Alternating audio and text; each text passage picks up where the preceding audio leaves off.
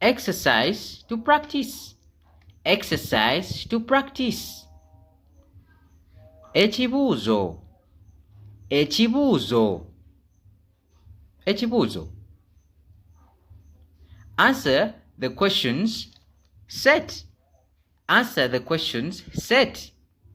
Ddamu ebibuuzo ebikuweereddwa. Ddamu ebibuuzo ebikuweereddwa. Okay, let's start.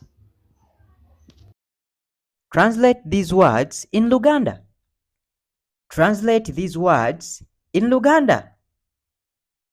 Kyusa ebigambo bino mu Luganda. Kyusa ebigambo bino mu Luganda. Cup. Cup. Ekikopo. Plate. Plate. Essowaani. Knife. Knife. Akambe. Salt. Salt. Omunnyo. Sugar. Sugar. Sukaali. Basin. Basin. Ebbaafu. Okay, question 2. Use then in these sentences. Use then in these sentences. Kozesa awo n'alyoka, awo ne ndyoka, oba awo ne tulyoka. Kozesa awo n'alyoka, awo ne ndyoka, oba awo ne tulyoka. Okay. James will come and then go to school. James will come and then go to school. And what's the answer? Okay. James ajja kujja awo alyoke agende ku ssomero. James ajja kujja awo alyoke agende ku ssomero. Peter cleaned the house, then rested. Peter cleaned the house, then rested. And what's the answer? Okay. Peter yalongoosezza ennyumba, awo n'alyoka awummulamu. Peter yalongoosezza ennyumba, awo n'alyoka awummulamu. Anne bought the dress, then took it to the tailor. Anne bought the dress, then took it to the tailor. And what's the answer?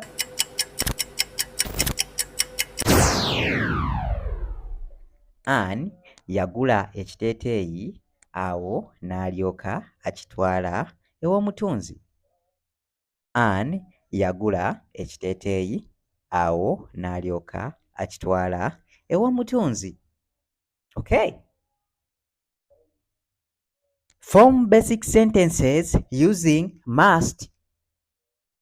Form basic sentences using must. Form basic sentences using must.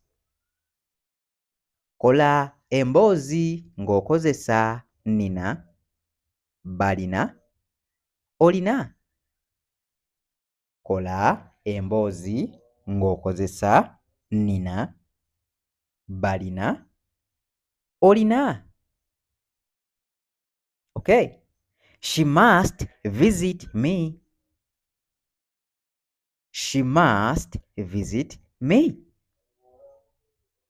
Example. And translate in Luganda.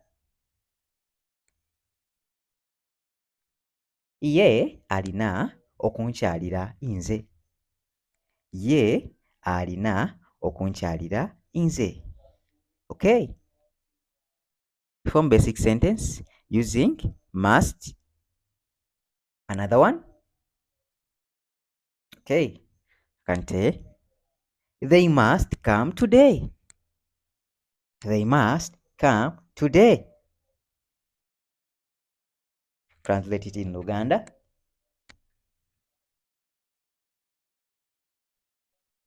Bo balina okujja leero. Bo balina okujja leero.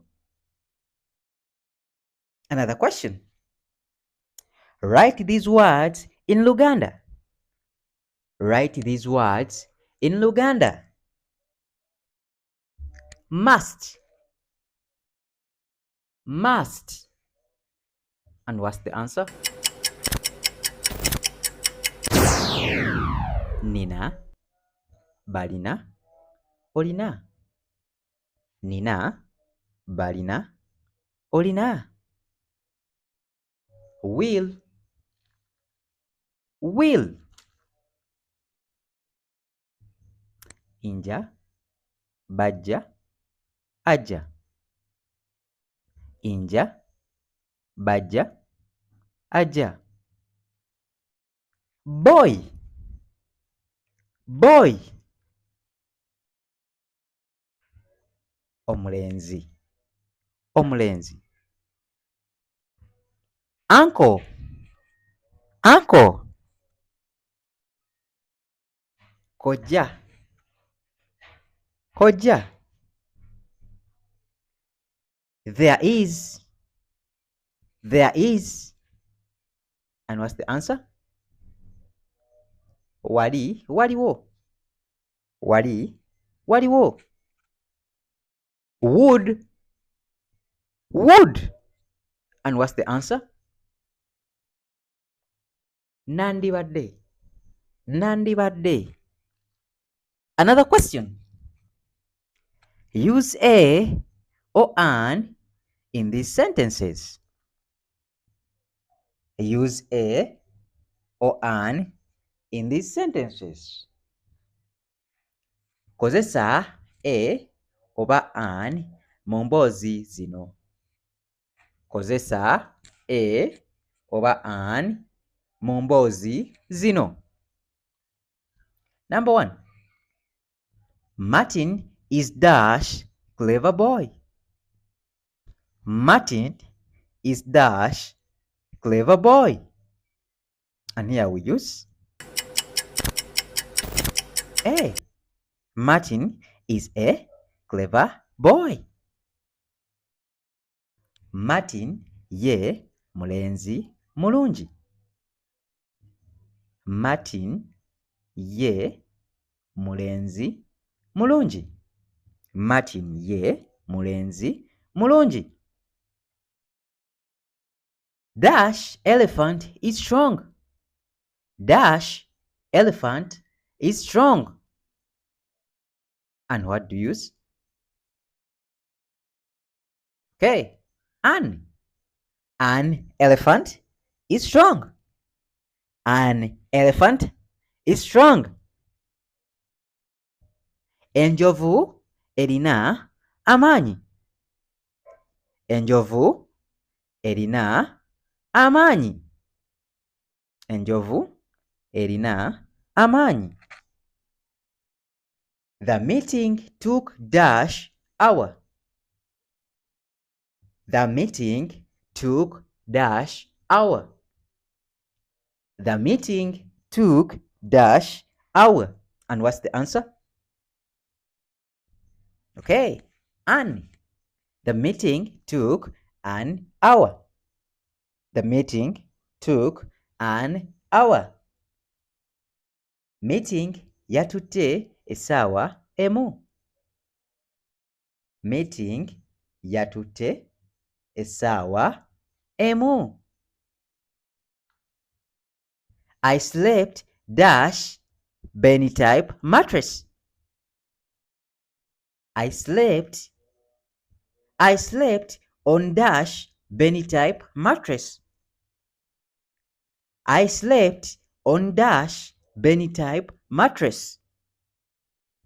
I slept on dash Benny type mattress. And what's the answer here? Okay. I slept on a Benny type mattress. I slept on a Benny type mattress. Nze nasuze ku mufaliso ogw'ekika kya Benita. Nze nasuze ku mufaliso ogw'ekika kya Beni. Identify the subject, verb, and object. Identify the subject, verb, and object. Laga ebigambo bye erinnya, ebikolwa ne object. Laga ebigambo by'erinnya, ebikolwa ne object. I will come on Monday. I will come on Monday. I will come on Monday. And what's the subject? Okay, I. The verb? Okay, come. The object? Okay, Monday. And for further reference on subject, verb, and object, refer to the lesson above. Okay, question 2. Peter is sitting in the car. Peter is sitting in the car. Peter is sitting in the car. And what's the subject? Okay, Peter. Verb,